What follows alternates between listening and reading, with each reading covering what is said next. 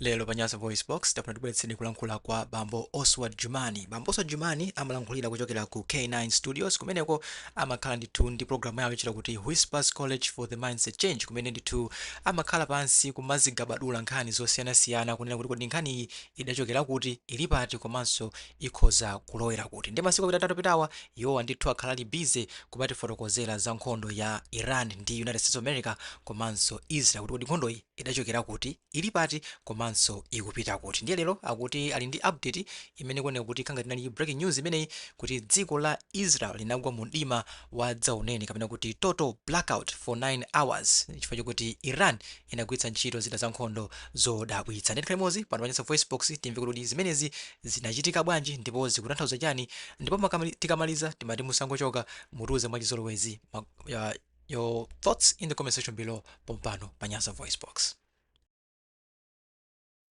Moni ma Whispers mdziko la ma strangers tikulondeni ku K9 Studio.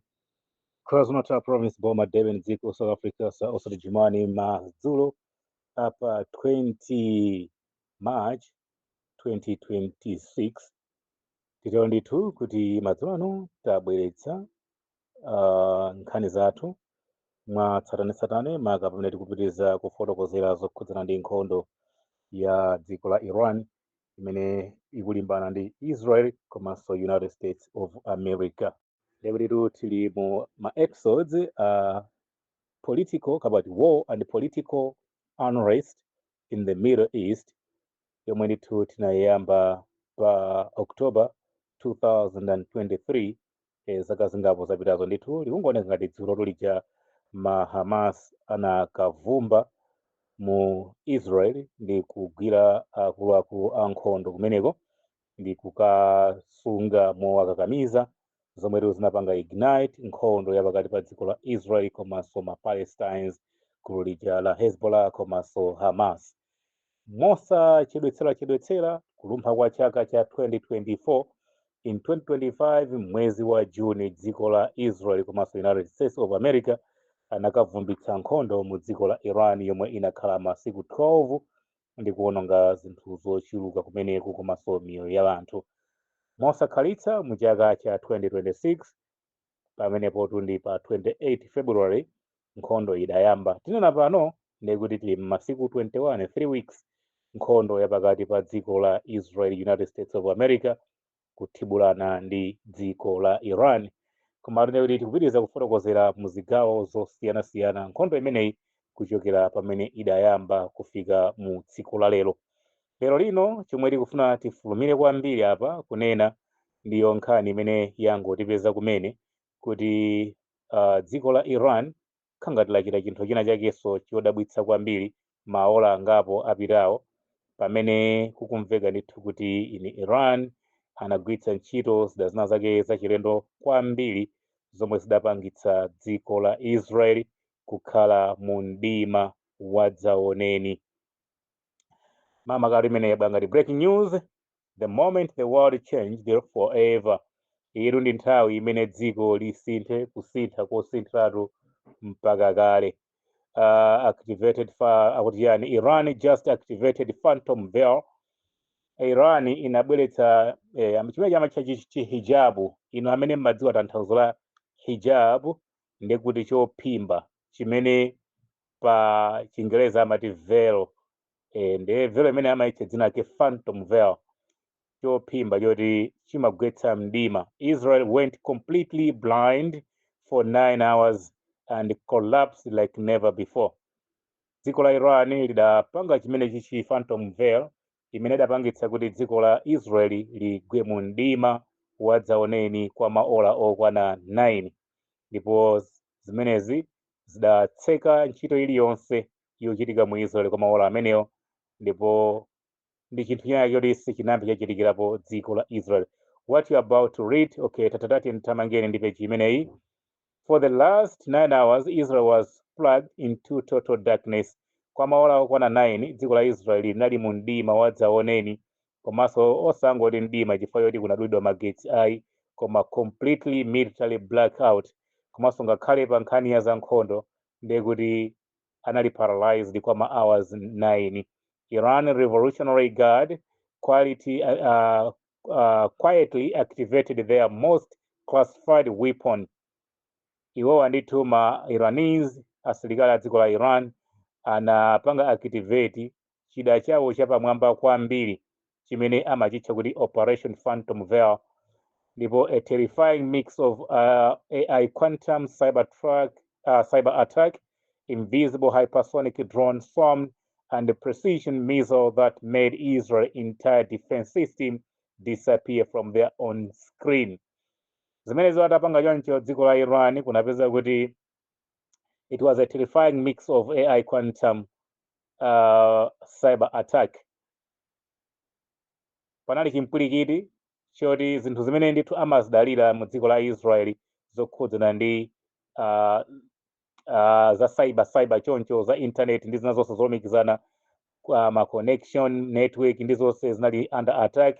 Komanso panali invisible hypersonic madrone amene samaoneka chifukwa cha mdima amangozindikira atagwa, komanso amavumba ngati muja zivumbira dzombe. Precision missiles amene amatumizidwa ndipo samasempha target imene amatumiziridwa, zimene zidapangitsa Israel yonse defense yawo ya defense system yawo idachita kusowa ngakhale pa mascreen, ndiye kuti konse kumene amayang'anira kuma powerhouse kwawo intelligence yawo inali blackout, ngakhale ma TV siamaonerapo chilichonse.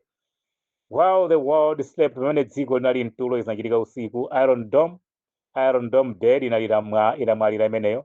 David Sling and the Arrow system inali offline. Komanso all communication between Israel and bases imenenso inapangidwa cut off. Top commanders reportedly abandoned their post and fled the country in panic. Ma top commanders zinamveka ndithu kuti anatuluka maofesi ndi kuthawa kutuluka dziko chifukwa cha mmene mpanipani unachitira. Tel Aviv, Haifa and military headquarters hit with waves after waves of missile. Ku Tel Aviv, ku Haifa komanso ma military headquarters ambiri anavumbitsidwa ndi ma missile over 90% rate.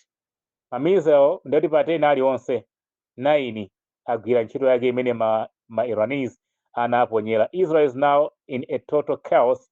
Israel tinena pano ili mchisawawa. Stock market nkhani yokhudzana ndi msika, chuma chawo chagwa ndi 68%.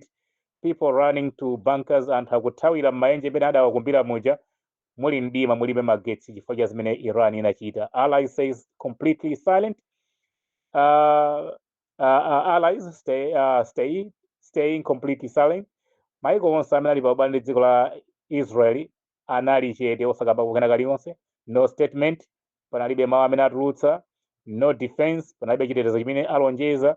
No power left, panalibenso mphamvu imene inatsala yoti angathe kuigwiritsa ntchito to defend themselves pa nthawi imene mdima unagwera. Meanwhile, in Tehran, chonsecho tu ku Tehran misewu monse inapangidwa exploding with a celebration. Munadzadzidwa anthu ndi chisangalalo, millions waving flags, komanso mbendera za mamiliyoni ambendera za dziko la flag zinali zikuuluka, ma fireworks, ma cricket amene lighting up the sky anali akuphulitsidwa mulengalenga. Iran's new leadership just dropped his chilling message.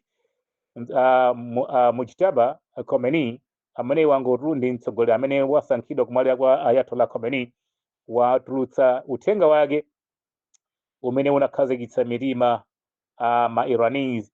We warned them, tinawauza iwowa. They assassinated our leader, anatiphera mtsogoleri wathu, thinking it would break us, ankaona ngati zimenezi zitifowola ife. Instead, m'malo mwake we ended their illusion of power in one night.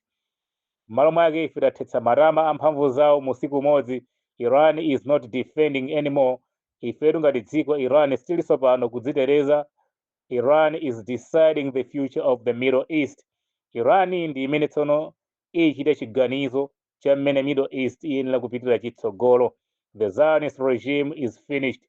Ulamuliro umene wa Ayuda tiuthetsa ndipo watha. This is the biggest military humiliation in Israel history. Zomwe zachitika zitu ndi chinthu chokhumudwitsa kwambiri pa nkhani ya za usilikali kapani za military za mumbiri ya dziko la Israel. One side stand taller and stronger than ever, pamene mbali imodzi ikuyima molimbika komanso mwamphamvu kuposa chikale. The other side has been reduced to zero, pamene mbali ina imene imadzitukumula ikuoneka kuti yagonjetsedwa kugwada ndi mawondo.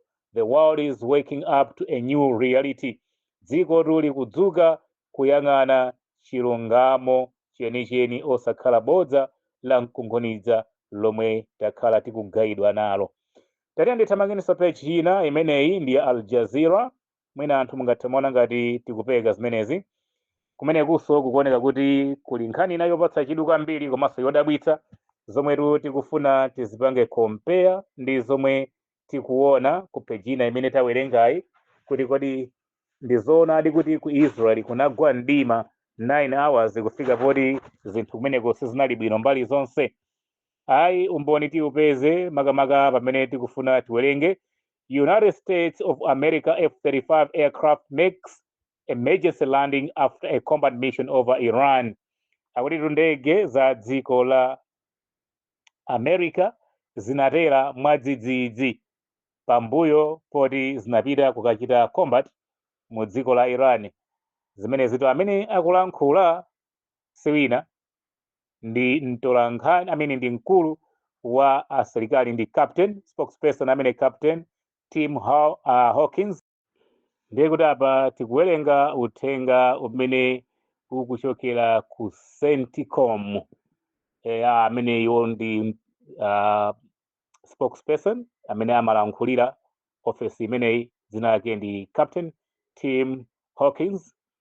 Ndipo tipitirire akuti an F-35 fighter jet from the United States has made an emergency landing at an airbase in the Middle East after carrying out combat mission over Iran, according to US military officials.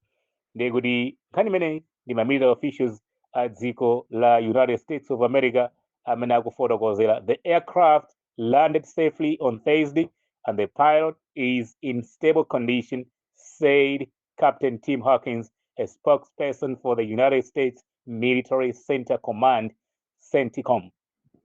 Kwa choncho zikuoneka kuti ndegezi zinauluka kupita ku Iran ndi cholinga chofuna kapanga za chiwembu, koma malinga ndi ripoti imene tikulipezanso ku page ina ija, zikuoneka kuti ndegezi zinatayika, sizimalandira ma signals osonyeza kumene zikupita kapena kumene zikuchokera ndi mmene zingagwirire ntchito.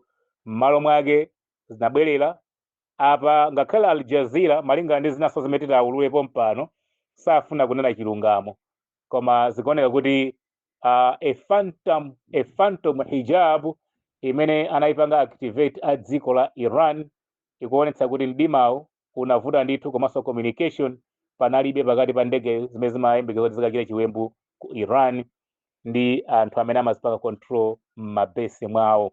Mwachoncho angonena kuti in Middle East, koma malipoti ena akuulula ndithu kuti ndegezi zinakatera Kuwait. Ataona kuti Iran sikuoneka pamene ili, ndege zinanyamuka kuti akapange chiwembu, koma zikuoneka kuti sanaione Iran kuti ili pati. Ndege zimauluka mwamba kwambiri ndi kuponya mabomba izo ndi kumapita, koma zikuoneka kuti zitauluka kulowera ku Iran sanaone kuti kodi Iraniyo ali pati, komanso target yathu ija paja nditi. Zotsatira zake anangotembenuka, koma ngakhale imene amatembenuka khanga ndege zimanachitika china chake ndithu chosakhala bwino chimene chinapangitsa kuti zichite emergency landing ndi kutera ku Kuwait. Tikayang'ana ndege zimenezi, imodzi inakonzedwa ndi ndalama zoposa $100 million, ndi kuti apa mu ndege 8 we are talking of $800 million. Malinga ndi report la CNN quoted two anonymous sources as saying that the plane, which cost up to $100 million, was likely hit by Iran. Ndege zimene zimusayiwale zingapo zonse chiwerengero chikwana ngati ndege zitatu ngati C4 ena kumati 6, ngakhale kuti America ndi Israel asankha kumabisa maripoti, koma pali maumboni onena kuti ndege zimene zokwana zopitirira zinayi zinaomberedwa ndi kugwetsedwa ndi mizinga yochoka ku Iran. Ripoti ndikuwerenga pali ndi la CNN, sila ine, sinapanga kireti ndine, I'm just reading ndikulitanthauzira mchichewa. Since fighting began on February 28, the United States of America has reportedly lost approximately 12 of MQ-9 Reaper drones. Awa ndi malipoti ochepa, tikumva zoti anthu amene amwalira ndi okwana 18, anthu ovulala ndi 200, koma ndi mmene mizinga ikuvumbira akuluakulu zibisani zilibe kanthu. Zenizeni zadziwika nkhondo ikadzatha. Tinadziwa chiwerengero cha asilikali amene adamwalira mu nkhondo ya ku Iraq, nkhondoyo ataona kuti ikupita kosawakomera iwo. So awa ndi maripoti amene nawo ndege zinabwerera. China ndichiona kuti dziko la Iran musayiwale kuti Israel inakaboma ma facilities aza mafuta ma gas station a dziko la Iran chakumpoto kwa dziko la Iran, ndipo zotsatira zake ndi zoti America inakana. Maripoti athu tinabweretsa kuti America inakana kuti zomwe Israel yachita ife sinayitume, ndipo ife sitinatengepo mbali pa zimenezi. Ndikukhulupirira kuti Israel sichitiranso chiwembu dziko la Iran pano ngakhalenso kupita mtsogolo, ndipo ine sindikutenga nawo gawo kulankhula kwa Donald Trump. Ndipo kenako anapitiriza kuti koma ngati Iran itati yakachitira chiwembu ku Qatar, one of those countries in the Middle East, kumene akukudalira kwambiri pa nkhani ya zamafuta zija, ndiye kuti ine Donald Trump ndi America tidzakhala okakamizika kuchita chinthu chimene sitingachiulule, koma kudzakhala kusakaza kosakaziratu ndipo kugwiritsa ntchito mphamvu zathu komanso zida zimene dziko la Iran they never experienced before. Pamene dziko la America amayembekeza kuti Iran ingathe kukaphulitsa ku Qatar, opposite dziko la Iran lero masanano pamene anthu ali mkatikati mwa chikondwerero cha Eid ku Middle East iko, ndiye kuti Iran yakaphulitsa ku Kuwait, ndi kumene akaphulitsa. So mungathe kuona kuti maripotiwa zimene zikunena CNN ndi maripoti amapejena amene tikuyang'ana, ndege zija zachita emergency landing Kuwait. Iran imafuna kukaphulitsa ku Qatar, koma zotsatira zake yakaphulitsa Kuwait. Tikufananiziratu maumboni pamene timayipezera nkhani kuti ikhoza kukhala yoona. Ndege zinabwerera ku Iran pamene samayiona Iran kuti ili pati. Zinabwerera chifukwa chani? Iran inafanthamula phantom hijab imene inagwetsa mdima wadzaoneni ku Israeli, komanso ngakhala adani ofuna kubwera kudzalowa mu Iran samayiona Iran. So mukayang'ana maumboni atatu akufanana za hijab imene Iran inapanga kupanga activate, kugwa kwa mdima, kusokonekera kwa network ndi communication ina iliyonse ya pakati pa asilikali ankhondo a dziko la United States of America m'mabesi mwawo komanso ku Israel, ndi kubwerera kwa ndege osachita chiwembu ku Iran ndi kubwerera kukapanga emergency landing Kuwait, ndi kusintha kwa chiganizo kwa dziko la Iran pofuna kukaphulitsa ku Qatar ndi kukaphulitsa Kuwait. Mungathe kuona kuti ndegezi zimatsatidwa ndi china chake. This emergency landing imene ikutchulidwa apayi, komanso kuthamangira kunena kuti mapilot athu ali bwinobwino. Ayi, popeza ikufotokozayi ndi CNN, anthu awawa tatiye tipiteni peji ina tapeze kuti kodi awuzidwa zotani. CNN, Al Jazeera, BBC, CBC komanso tiyang'ane wireless ina, anthu amenewa ndiye kuti agwidwa kholingo malingana ndi mtolankhani wina wa dziko la Germany amene waulula ziwiri zitatu za chimene chikuchitika mu dziko la Israel makamaka pa ntchito ya utolankhani yathuyi. Ndiye kuti pali zinthu zingapo tingowerenga ripoti limene iye waing'alula ndi kuthawako ku Israeli kupita kumene sakudziwa kuti wapita kuti, ndipo wanena kuti ndili ndi maripoti ambiri ndikungodikira ndione chitsogolo cha nkhondoyi, koma kuti pamoyo wanga kukhala kwa ku Israeli pali zambiri zimene ine ndinaona. Ndiye kwa choncho iyeyu akuti tiyamba kuwerenga ripoti limeneli, leak of a secret email from the Israel Broadcasting Authority. Chang'ambika chisalu chachucha pamene zinsinsi zimene zaululika kudzera pa tsamba la email kuchokera ku Israel Broadcasting Authority, nyumba zoulutsa nkhani za dziko oyendetsa ntchito zoulutsa nkhani mu dziko la Israel, about censorship controls on image of Iran missile strikes on Israel, makamaka zokhudza ziletso ndi kutchingatchinga zimene zili zotsatira za mamizalo ochoka ku Iran amene akugwera mu dziko la Israel. This email was published by a German journalist. Email imeneyi yang'ambika waing'alula mtolankhani wa dziko la Germany pamene akufotokoza kuti 6 censorship pali ndondomeko za khambi zokwana 6 management instruction imene ayika mu instruction mayendetsedwe awo azintchito za kuwulutsa uthenga mu dziko la Israel. Number 1, Iran should not be informed of the location of the target. This is something Iran needs for its future attack. Musamalembe ndi kuwulutsa chilichonse chokhudzana malo amene mamizalo amenya ndi zomwe zachitika pamenepo, chifukwa Iran ikadziwa ndiye kuti adziwerenga kuti malo amene tathana nawo ndipo adzipanga plani ya malo ena. Number 2, publishing ridiculous images caused frustration among the Iran people and military forces.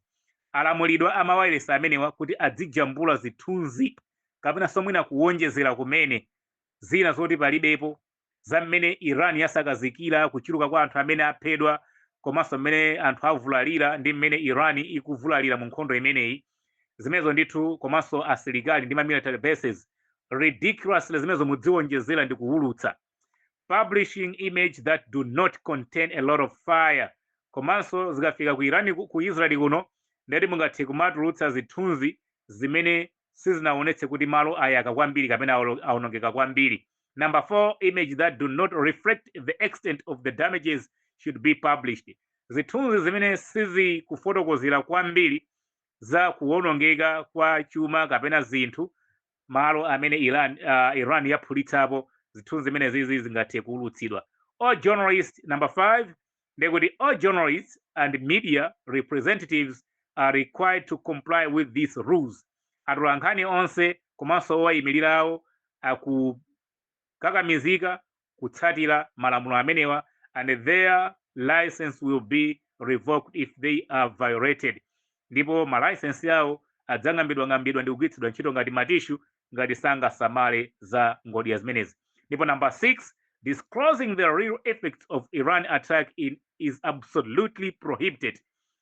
Kuwulula zenizeni za chimene Iran yachitira dziko la Israel pa nkhondo imeneyi strictly, absolutely zoletsedwa, ungathe kukhala nazo ku ndende zimenezi. Ndipo akunena kuti admit not, dziwani kuti this is the psychological war.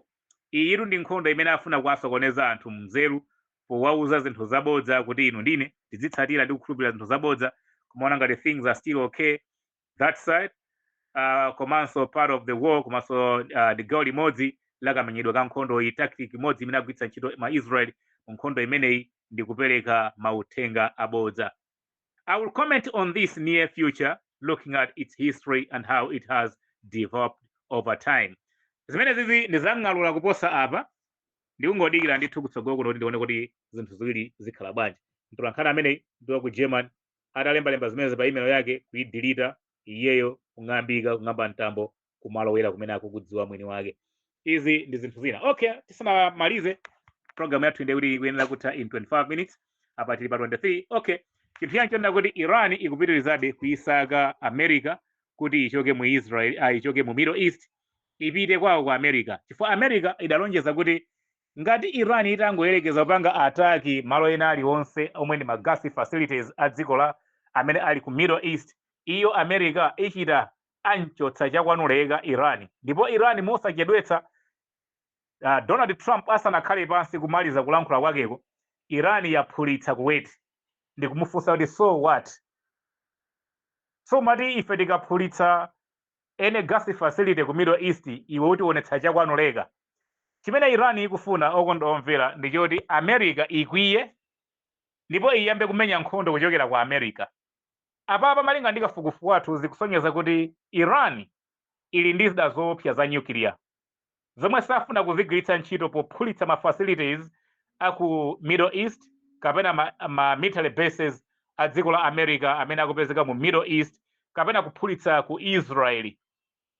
Chifukwa chake ndi chodziwika bwino kunena kuti zotsatira za ma nuclear weapons ngati atati awagwiritse ntchito sangoononga military base yokha koma aliyense mu Middle East zotsatira za mafungo amenewo zizampanga effect. Ndipo ngati ataziponya ku Israel ndikuti zingathenso kuvulaza anthu amene akupezeka ku Lebanon, Syria, komanso Palestine, Jordan, ngakhalenso ku Egypt. Chifukwa chonena kuti zidazi nzopsa kwambiri, zikaononga pamalo fungo ndi zotsatira zake sizimathera pompo, zimayenda mitunda italiitali. Chimene Iran ikufuna ndi choti ayikuse America ichoke mu Middle East, atuluke bwinobwino, Israel ikhale pa idle. Iweyo takhala chete wachepa, amene ndikuafuna ndi achimwene akowa, iweyo takhala chete.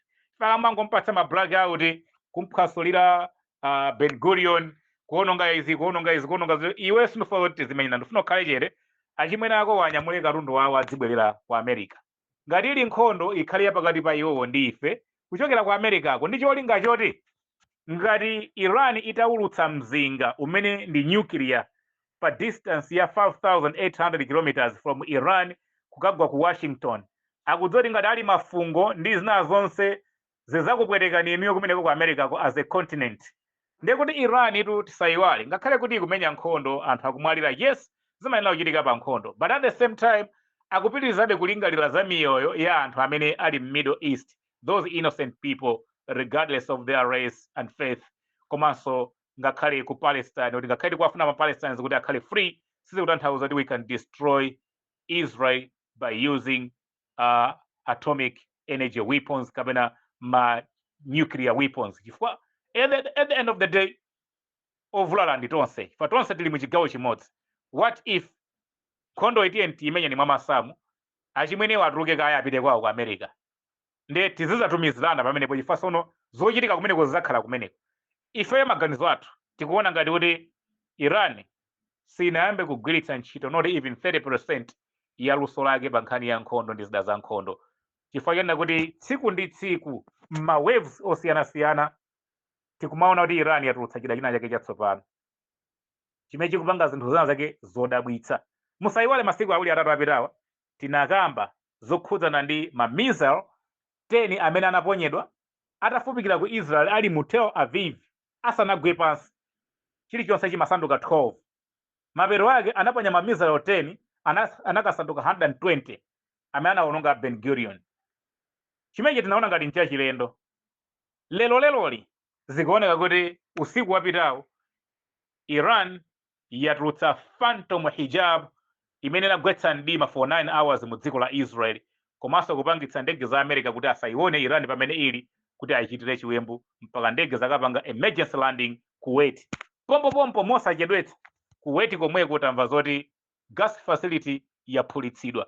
If you are to look at this, ndikulankhula kwa anthu aku West koma kuti Iran itathana nayo tayiwonongera zakuti, it's absolutely ridiculous, komanso ndi zovuta kuzikhulupirira. Tatiye tipitizeni kutsatira. Ife tilibe nthawi yofotokoza chilichonse chabwino chimene America ikuchita, tisabisiranepo pano, chifukwa America ili ndi BBC, America ndi Israel ali ndi CNN, America ndi Israel ali nayo Al Jazeera, America ndi Israel ali ndi CBC, kusonyeza kuti ali nawo kale amene akuachemerera pa zimene iwo akukwanitsa. Ndi ngati alipo ena mwa inu amene akufuna kumva zochemerera America asavutike kutsatira Whispers Community Radio, angotsatira ma wireless amene alipo kale amene amalengezetsa zochemerera America. Ndiye kuti nzosavuta ngati apapatira panga draw line, komanso potengera kuti wireless it's a choice. Ngati mutaona kuti Whispers Community Radio ikulankhula nkhani zake mokondera Iran, tsekani wireless iyo ndi yanu, foni yo matata mmagula nokha, battery mmachaja nokha, kaya makachajitsa 100 kwaja yanu, musalolere ife tizikupangani phokoso, inunso musalowere zintchito zathu. Ife zimene tikulankhulazi tikumawerenganso mmapeji anthu ake omwewo amene akumalemba mwanseli zenizeni zimene azoona ndi maso, ngakhale kuti akafika pa TV akumalankhula zosiyana ndi zimene akumalemba kuseliko. Musayiwala tolankhani aja ndi anthu akakhala ku ntchito akumanena zimene ntchito yawo ikuwalamula. Ngati anthu ali ndi ma Facebook page, ali ndi ma Twitter, ali ndi ma Instagram, amapezekanso ma WhatsApp, amapanga post nkhani osakhala iwo direct, amatha kuuza nzawo azenzawo ndi kupanga post ase tikulankhula pa wireless zija usazitengere zenizeni ndi zimene zauza anthu, ndi anthu nawonso chilungamo akutsatira. Ndenu ngati mukuona kuti Whispers Community Radio ikutayitsani nthawi ikungochemerera Iran, musavutike. chuma mmagwiritsa ntchito popanga download ma VN athu ndi chanu. Sankhani wireless ya kumtima kwanu mudzimverera. 069 3000 915 ndiye namba zathu. Tionane ma update athu ena otsatira. Mwakoma nonse. Bye bye.